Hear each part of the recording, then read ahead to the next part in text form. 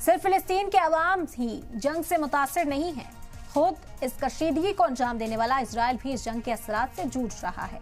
जब से इजराइल ने गजा पर हमला किया, तब से लेबनान में हिजबुल्लाह ग्रुप भी इजराइल पर हमले कर रहा है। हमास की हिमायत में हिजबुल्लाह लगातार इजराइल के शहरों को निशाना बना रहा है।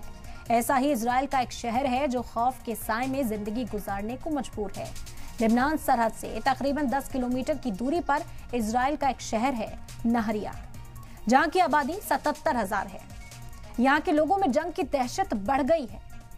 इजराइल के नहरिया शहर में कशीदगी का माहौल है क्योंकि वो लेबनान और इजराइल के बीच जंग के लगातार बढ़ते खतरे के बीच अपनी जिंदगी बसर करने की जद्दोजहद कर रहे हैं। इस इजरायली शहर में हिजबुल्लाह की तरफ से तकरीबन 10 महीनों से गोलीबारी जारी है, जिससे यहाँ के बच्चों में ज़हनी असर पड़ रहा है। मकामी लोगों का कहना है कि उनके घबराहट की वजह से दौरे पड़ रहे हैं। हर 3 दिन में एक सायरन बजता है, ये खौफ पैदा करता है। बच्चे सायरन की आवाज सुनकर रोने लगते हैं, बिलखने लगते हैं। छोटे बच्चों को भी घबराहट से दौरे पड़ रहे हैं। नहरिया इलाके में 40 शेल्टर होम्स बनाए गए और इमरजेंसी को लेकर तैयारी हो गई है। इजराइल की सिक्योरिटी एजेंसी शिन बेट ने इस बात की तस्दीक करते हुए बताया कि जेरूशलम में अंडरग्राउंड बनकर तैयार है, जिसमें किसी भी खतरे के दौरान लंबे वक्त तक इजराइल के पीएम नेतन्याहू समेत मुल्क के सीनियर लीडरान को रखा जा सकता है। ईरान के हमले से टेलीफोन लाइंस, सेल सर्विस और इंटरनेट अगर तबाह हो भी जाए तो कनेक्ट करने के लिए सरकारी अफसरान को सैटेलाइट फोन्स भी दिए गए हैं। एक मोटरसाइकिल ग्रुप बनाया गया जो रिजर्व ब्लड बैंक वॉल्ट से मुल्क भर में ब्लड पहुंचाएगा। इजराइल के अस्पताल भी साइबर हमलों और लंबे वक्त तक बिजली न रहने के लिए खुद को तैयार कर रहे हैं। एक रिपोर्ट के मुताबिक बिजली के बुनियादी ढांचे को नुकसान होने से इजराइल में 24 से 48 घंटों तक बिजली जा सकती है। इससे देश का कम से कम 60% इलाका मुतासर हो सकता है। ऐसी सूरत हाल के लिए भी तैयारी की जा रही है। वेस्ट एशिया के एक्सपर्ट डॉक्टर अनाहिता मोहताज के मुताबिक ईरान अकेले हमला नहीं करेगा, बल्कि उसकी कार्रवाई अलग अलग मोर्चों से होगी। ईरान के साथ हिजबुल्लाह और हुती जंगजू भी ईरान के साथ ही इजराइल को निशाना बना सकते हैं। आज बात इसी मुद्दे पर कि क्या पहली बार इजराइल में खौफ देखा जा रहा है? क्या पहली बार गजा से उठने वाली आग की आंच इजरायली हुक्काम महसूस कर रहे हैं?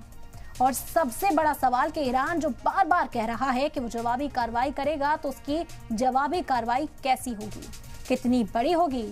सवाल ये भी क्या वो सीधे जंग में शामिल होगा या अपने प्रॉक्सी से ही वो बड़े हमले करवाएगा?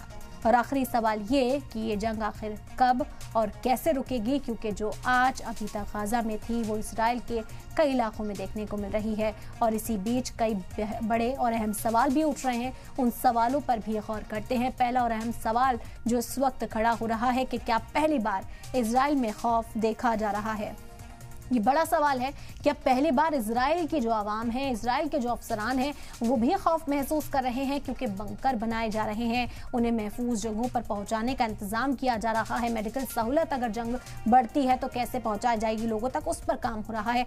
दूसरा अहम सवाल जो इस वक्त उठ रहा है कि पहली बार गजा आग की आंच इजरायली हुक्काम भी महसूस कर रहे हैं, क्योंकि जो हाल गजा पट्टी में है, जो सरहद के उस पार है, क्या वो इस पार भी महसूस होने लगी है? क्या पहली बार इजरायली हुक्काम को ये खतरा महसूस हो रहा है? तीसरा अहम सवाल, इजराइल की जवाबी कार्रवाई, आखिर ईरान की जो जवाबी कार्रवाई है इजराइल पर, वो कैसी होगी? ईरान आखिर जो बदला लेने की या कार्रवाई करने की बात कर रहा है, जो इंतबाह दिया जा रहा है, वो किस तरह की कार्रवाई हो सकती है?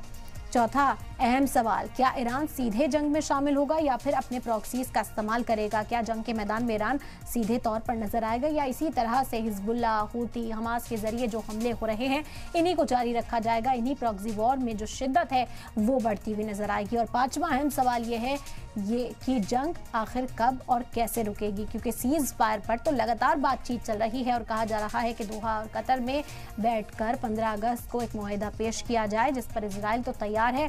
हमास का मौक़िफ़ भी जानने के बाद सीज फायर पर बात होगी, लेकिन क्या ये मुमकिन हो पाएगा?